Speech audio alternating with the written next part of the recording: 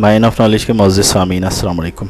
एक साइंसी तहकीक के मुताबिक ज़हीन तरीन और बेहतरीन बनना कुदरती और फितरी होने से ज़्यादा आपके ख़यालात, आमाल और आदात का नतीजा होता है। दुनिया के अजीम तरीन और ज़हीन तरीन इंसानों में लियोनार्डो डा विंची को आइंस्टाइन का हमपल्ला करार दिया जाता है। माइकल गेल्प की किताब how to think like da Vinci में वो 7 रहनुमा असूल और तरीके बयान किए गए हैं जिन्हें अपना के डा विंची कामयाब हुआ, और आप भी उन्हें अपना के ज़हीन तरीन और कामयाब तरीन बन सकते हैं। आइए ये असूल देखते हैं क्या हैं।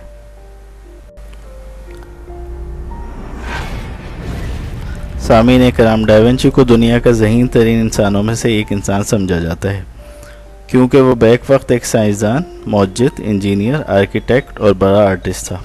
इसके अलावा वो हरफन मौला भी था। फारिग वक्त में कुकिंग करना, मौसीकी के आलात बजाना, दोनों हाथों से लिखना बैक वक्त इसके मशगले थे। वो chemistry, maths, zoology, geometry, geology और फिज़िक्स पर अबूर रखता था।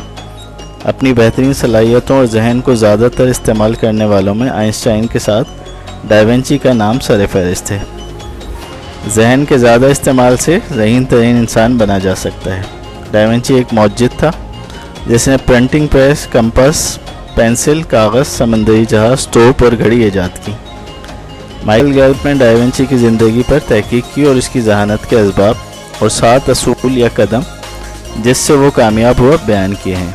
मुसन्निफ माइकल गेल्प कहते हैं, ज़हीन तरीन सिर्फ पैदाइशी ही नहीं होते बल्कि मेहनत और रियाज़त से भी ऐसा बना जा सकता है।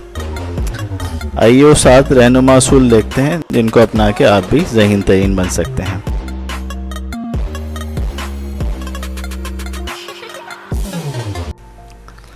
पहला असूल जो माइकल गेल्प ने बयान किया है वो है क्यूरियोसिटी, दूसरा सेंसुजियोनी, तीसरा आर्टिसेंजा, चौथा कॉनेसियोनी, पांचवा डिमोस्ट्रेजोनी, छठा सोफेमेटो और सातवां कॉर्पोरेलेटा।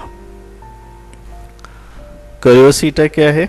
ये सीखने की जस्तजू या सीखने के लिए हर वक्त तैयार रहने की सलाहियत है। जस्तजू और तजस्सुस बढ़ाने के तरीक़ों में से एक इस किताब में बयान किए गए हैं।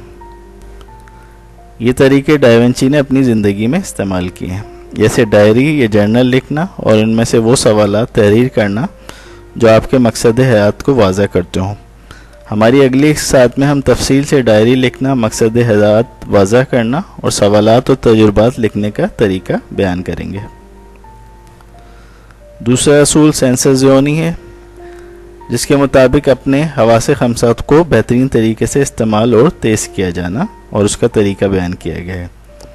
इस बाब में हमारे हवासे खमसा हमारे माविन और मददगार हैं जिनको तेज़ करके और उनके बेहतरीन इस्तेमाल से आप ज़हीन तरीन बन सकते हैं।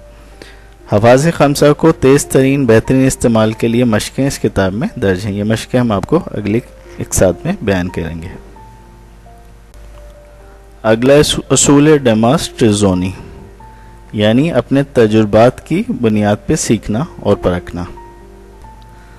अपने ज़ाती तजुर्बात को परख के सीखना, अपनी नाकामियों और ज़ाती तजुर्बात से सीखना इल्म हासिल करने का बेहतरीन ज़रिया है। डा विंची के नज़दीक सबसे बड़ा धोखा इंसान को उनके अपने जहन और राय देती हैं, लिहाजा अपने ख़यालात, एतक़ादात का जायज़ा लेते रहना ज़रूरी है ताकि सीधा रास्ता समझ आए। अपनी और दूसरे लोगों की गलतियों का मुशाहिदा कीजिए और उनसे हासिल शुदा सबक को मशलेरा बनाइए। इस मकसद के लिए तरीके इस किताब में बयान किए गए हैं जो कि अगली केस में इंशाअल्लाह आपके लिए हाजिर होंगे। अगला उसूल है सफ़ामेटो, यानी अपने उबाम के साथ राज़ी और खुश रहना। अपनी गैर यकीनी सूरत हाल को कबूल करने से जहन की तख्लीकी सलाहियतों को बढ़ाया जा सकता है। डा विंची अपनी पेंटिंग्स में ये असूल अपनाता था।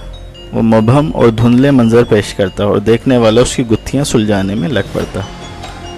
यही असूल मोनालिसा की शौहराए आफाक पेंटिंग में अपना के उसने अपना शाहकार तख्लीक किया।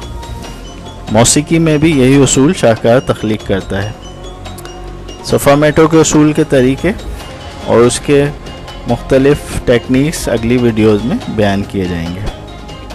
अगला असूल है आर्टिसेंजा, यानी साइंस, आर्ट और तख़य्युलात का बाहमी तवाज़ुन अक़ल को ज़हीन बनाता है। साइंस, आर्ट, मंतक और तख़य्युलात, इनका मिलाक انسان کو ذہین بناتا ہے، اور سائنس کے ساتھ آرٹ، منطق اور تخیلات کو بھی برابر کی اہمیت حاصل ہے۔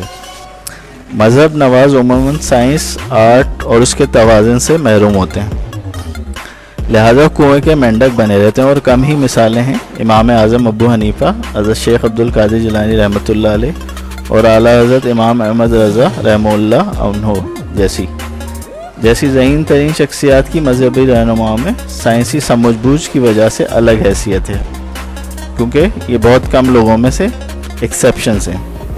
ڈیونچی نے مائنڈ میپنگ کا آرٹ بیان کیا ہے، جس کے ذریعے ذہن کے دائیں اور بائیں حصے میں باہم ربط قائم کر کے ذہانت کی معراج پائی جا سکتی ہے۔ مائنڈ میپنگ کا طریقہ اگلے ایک ساتھ میں بیان کیا جائے گا انشاءاللہ۔ اگلا اصول ہے کارپو ریلیٹا، یعنی ڈیونچی کے مطابق بہترین ذہنی صلاحیتوں کے لیے ایک بہترین جسم اور ذہن بنیادی شرط ہے۔ اگر جسمانی صحت اچھی ہوگی تو ذہنی صحت یقیناً بہترین ہوگی، لہٰذا ورزش، مراقبہ، اچھی خوراک کے استعمال سے صحت مندی حاصل کی جا سکتی ہے۔ مشہور مقولہ ہے جان ہے تو جہان ہے، یہ اسی پر مبنی ہے۔ ڈیونچی طاقتور، خوبصورت اور اسمارٹ تھا، وہ سبزیوں کو ترجیح دیتا تھا، وہ دونوں ہاتھوں سے بیک وقت لکھ سکتا تھا۔ ڈیونچی کا بہترین صحت والی خوبصورت شخصیت رکھنے کے طریقے اور اس کا فوڈ پلان اگلی ویڈیوز میں بیان کیا جائے گا۔ آخری اور ساتواں اصول کونیسیونی، یعنی کائنات کی ہر چیز کا ربط دوسری چیز کے ساتھ موجود ہے، ایک کنیکشن ہے ان کے درمیان۔ حالات و واقعات ایک دوسرے کے ساتھ نتھی اور جڑے ہوئے ہیں، ان کو دیکھنا سیکھیں۔ اس کے مطابق آپ کی غذا سے لے کے آپ کے کپڑوں اور جسم کے نظاموں میں ایک مربوط ربط قائم ہے۔ ڈیونچی کہتا ہے خود کو دریا تصور کیجیے اور اپنا راستہ پہاڑوں، بندوں، آبشاروں، جھیلوں، دلدلوں سے گزارتا محسوس کریں اور تمام رکاوٹوں کو عبور کریں، اور پھر سمندر میں ضم ہو کے کائنات کی عظمت میں شامل ہو جائیں۔ یاد رکھیں آپ ایک کل کا جز ہیں، یعنی ایک سمندر کا ایک قطرہ ہے، تو سمندر کا قطرہ جو ہوتا ہے وہ خود بھی سمندر کی طاقت رکھتا ہے، تو اپنی طاقت کو پہچانیں۔ سامعین کرام، ان ساتوں اصولوں کو اپنا کے آپ بھی ذہین ترین اور دماغ کو بہترین طریقے سے استعمال کرنے والے انسان بن سکتے ہیں۔ اگلی ایک ساتھ میں ہم ہر ایک اصول کی مکمل تفصیل پیش کریں گے، لہٰذا ہمارے چینل کو سبسکرائب کر لیجئے اور بیل آئیکن کو کلک کر لیجئے۔ Thank you very much.